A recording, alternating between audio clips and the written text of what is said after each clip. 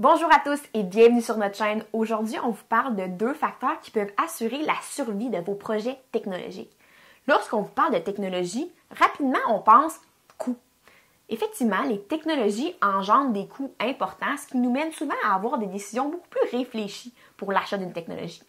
Saviez-vous que le manque de ressources financières est nommé comme un des freins à la transformation numérique? Donc, il faut vraiment savoir prévoir.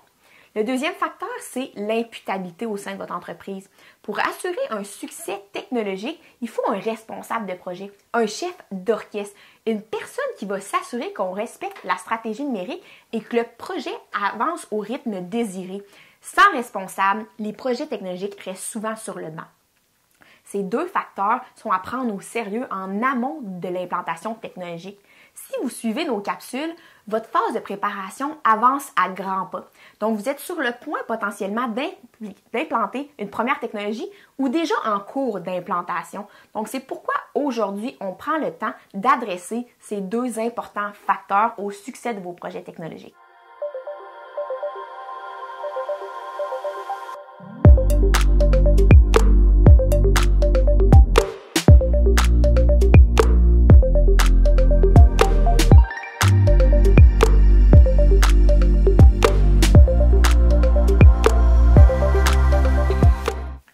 Donc, on va commencer par le premier facteur, la capacité financière, parce que, soyons honnêtes, sans cette capacité financière-là, il n'y aura pas de projets techno qui vont être démarrés.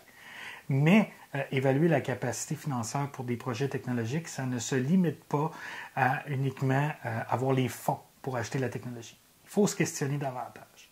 En premier lieu, il faut s'assurer, avant l'acquisition de nouvelles technologies, d'avoir solidifié ses bases et optimisé ses processus. Ça vous permettra d'aider à connaître vos forces et vos faiblesses.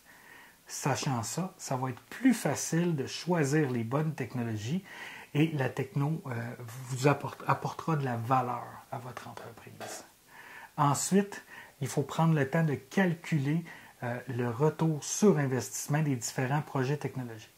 Et pour ça, d'abord, il faut connaître et documenter les différents coûts liés à vos projets technologiques. Donc, il faut calculer l'investissement initial, les coûts d'installation, les coûts de maintien, les coûts de formation.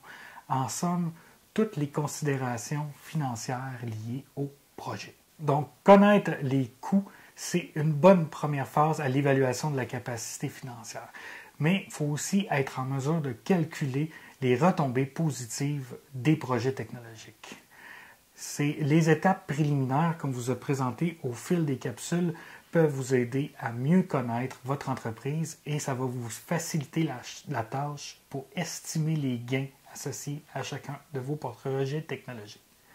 Il faut aussi garder en tête que les gains ne sont pas uniquement financiers. Des fois, ça peut être des éléments ou des fonctions de l'entreprise qui vont être améliorées et qui vont donner des gains plus tard.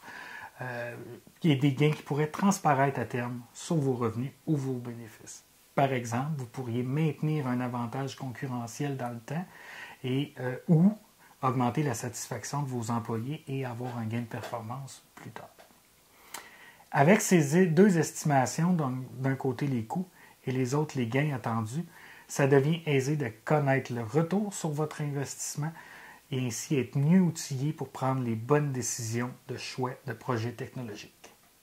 Sachant que le manque de ressources financières est un frein à la transformation numérique dans les PME, il faut savoir prévoir. Dans la capsule numéro 15, où on a parlé de la stratégie numérique, on vous a dit qu'il fallait établir un budget technologique afin de faciliter votre avancement vers la transformation numérique. Eh bien oui, il faut établir un budget réaliste. Un budget réaliste, il faut qu'il soit associé à un échéancier. En fonction de vos objectifs numériques, il faut que vous établissiez un échéancier d'implantation de projet selon vos priorités. Et dans l'échéancier, bien sûr, il faut prendre en compte l'aspect financier. Parce qu'on va être honnête, une technologie, ça ne s'achète pas du jour au lendemain. Donc, il faut avoir un plan et y dédier les ressources. Dans votre stratégie numérique, on a déjà adressé le fait qu'il fallait penser au budget technologique général. Mais maintenant, il faut faire des budgets spécifiques par projet. L'analyse de coûts est essentielle afin de planifier adéquatement vos projets technologiques dans le temps. Le budget, c'est votre guide. Donc, il faut que vous le suiviez en temps réel pour connaître l'avancement de votre projet et des dépenses associées au projet. Ça va vous permettre, ce suivi-là, d'éviter les débordements de coûts ou encore d'être en mesure de réagir adéquatement aux variations de budget que vous rencontrez. Donc, que vous soyez ou non dans un processus de transformation numérique, sachez que c'est un sujet de l'heure présentement au Québec en 2023. C'est pour ça qu'aussi il y a plusieurs sources de financement disponibles présentement pour vous aider dans vos démarches. Nous vous recommandons de prendre le temps de valider les sources de financement disponibles avant de lancer vos projets technologiques. Les entreprises ont accès à diverses sources de financement, que ce soit des subventions, des contributions financières non remboursables ou des prêts avec période de moratoire. Ça peut être très bénéfique de jeter un coup d'œil avant de commencer. Que ce soit au niveau des instances régionales, des instances provinciales ou fédérales, il y a énormément de financements offerts présentement.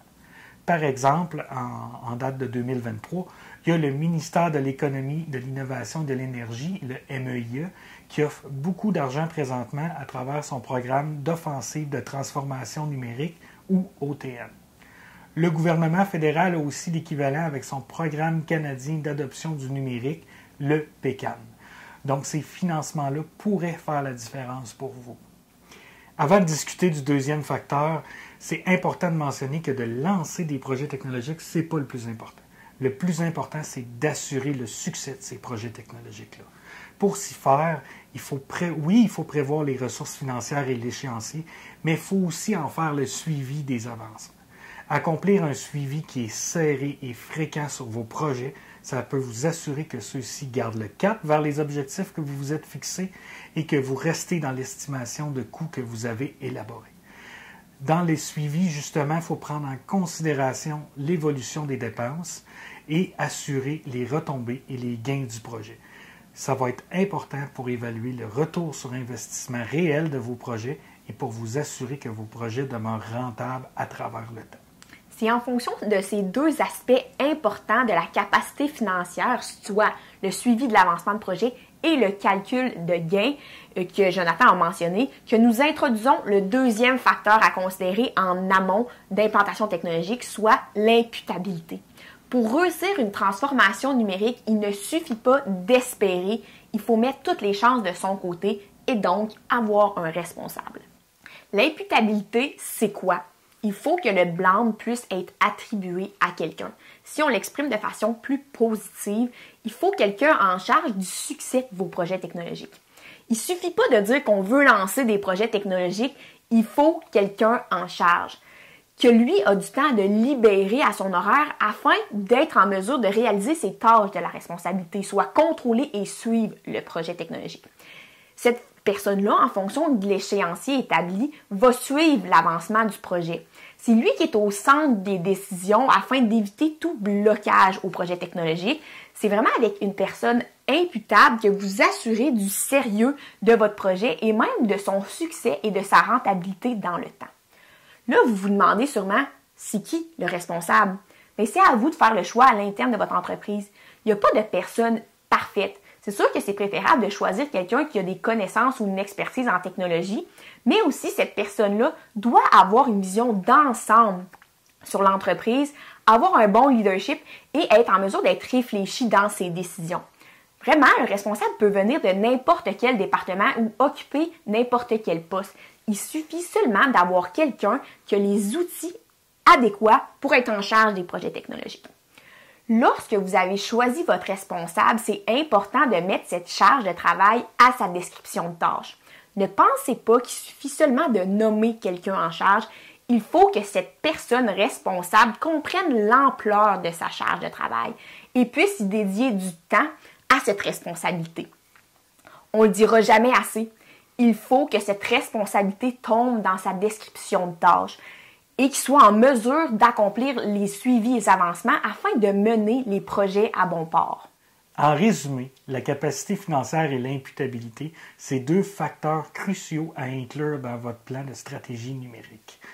Afin de vous assurer du suivi de l'implantation de vos projets technologiques, de faire le suivi aussi de l'avancement des travaux en fonction de l'échéancier et de vous assurer du respect des budgets attribués.